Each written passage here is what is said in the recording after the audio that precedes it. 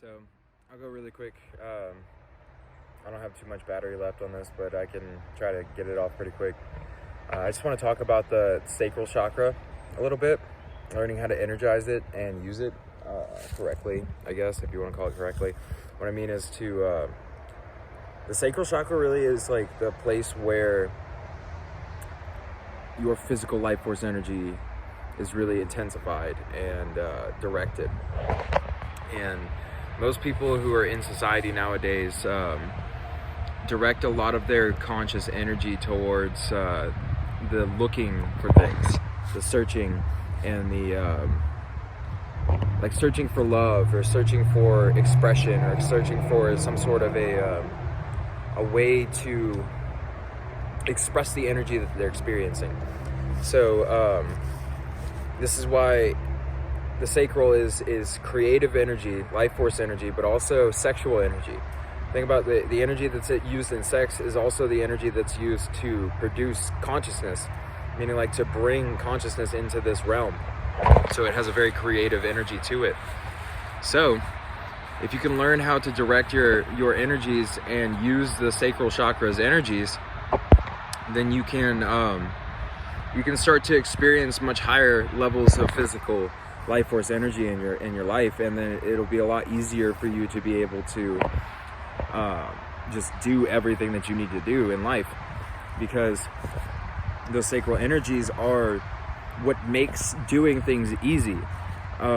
It's like when you have the urge to make art or to do something like that, like creative, and then you start doing the thing and it's just easy for you to do because it's an enjoyable process. Once the sacral chakra is balanced, everything becomes an enjoyable process like that. And through that, you then have the energy to do the things that you need to do without the kind of physical limitations that you would normally have. So you still have the limitations of being in a body, obviously, but what I mean is that you don't have the limitations of like the amount of energy that you need to exert. And so the way that you start cultivating this energy and using it is to recognize that your sexual energy is your physical life force energy. So every time that you discharge this energy through whatever act, first of all, you're directing that energy towards whatever it is that you're focusing on. Secondly, you're losing a store of your physical life force energy. Now, it's not always a bad thing to release that energy in different ways, because it calms the self in different ways, and it helps to relieve different kinds of physical kind of experiences of like excessive energy. But to do it excessively, meaning like to do it more and more and more, looking for some sort of a pleasure hit, will drain your physical life force energy to a point where you start to feel and experience significant deficits in the way that you function in life, meaning everything starts to become more and more and more difficult to do, to initiate. And then everything also becomes like this search for this kind of like peak moment, because the mind gets conditioned to search for a specific like peak of experience through those repetitive kind of actions of searching for a peak experience. And then through that search for a peak, then you never experience the stable joy that is the now. You're always searching, and yeah, you can have these kind of high states of awareness come through for a second, but then you're back to a state of searching. So the balancing of these sacral energies really is about starting to learn how to use this energy in a way where you can understand where the energy is being directed as you're using it, and then how it's being used, and where it's reassociating itself in your body and everything. And the way that you do this is by limiting the amount that you express that energy through means that drain you of energy. And this means limiting, for males, the amount of times that they ejaculate.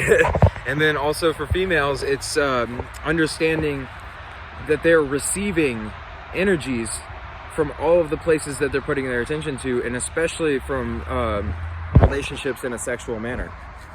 That they're receiving physical life force energy from those people that they're having those interactions with. So if that person that they're having the interaction with is low in physical vital life force energy, or their sacral chakra is exceptionally blocked, then they're going to take on those blockages, and they're going to take on those kinds of negative emotional and physical states of consciousness and of being. And it's not so noticeable when you're not attuned to noticing your energies changing or noticing the energies fluctuating in yourself. And a lot of times you become untuned to being able to recognize that because of the imbalances in the sacral chakra. And the reason is because experience is then connotated in different ways, and then you start to give your power out to external things, thinking that external things are making you feel different inside of yourself. All of these things kind of like meld together, and the way that you balance and you clear the chakra is by letting go of your connotation to the fact of doing something and then feeling something in return from the doing of it, and see if you can just allow yourself to feel that kind of release of that kind of desire without having to do the thing.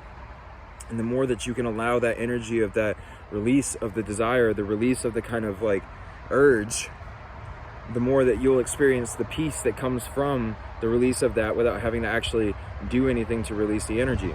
All you do is just mentally release the desire that you have, and then that energy comes back to you in the form of physical vital energy. And the more that you do this with more and more things, the more physical vital energy that you'll have. And then what'll happen is, as your sacral chakra starts to become more and more balanced in your solar plexus, you'll start to be able to take energies on from all around you, and you won't need other sources of energy. Like the amount of food that you need will start to reduce, and the amount of, like, the types of food that you enjoy will start to change their nature, and everything starts to manifest a little bit differently, because you realize that the energy that you were searching for externally was actually available to you the whole time. It's just that you kept pushing it outwards and not accepting the energy as it was. So the sacral chakra is a lot about acceptance, and a lot about the releasing of desire and the releasing of the kind of like impulsive urges to do things. I can go much deeper into this, but I just wanted to kind of make a really quick one just so I can put it out there. But I was just thinking about this, and I want to go much deeper into all the chakras, but also into the sacral in particular, because it's something that I've become very attuned to. So there are many more secrets and kinds of like experiences that you can evoke through the understanding of these chakras, and I'll go much deeper into this obviously like in the future. But what I mean though is that, like, once you learn how to use these energies and where the energies are coming from and what they're doing and how they're moved and evoked inside of you, then you become a very powerful being, and you become very attuned to your own energy, and you start to learn how to be what it is that you want to be, rather than to search for something to show you or to externalize your power into having something else project back to you what you think that you should be. So you become sovereign, and you become very kind of like solidified in your own power. So God bless you all, and thank you, and have a good day.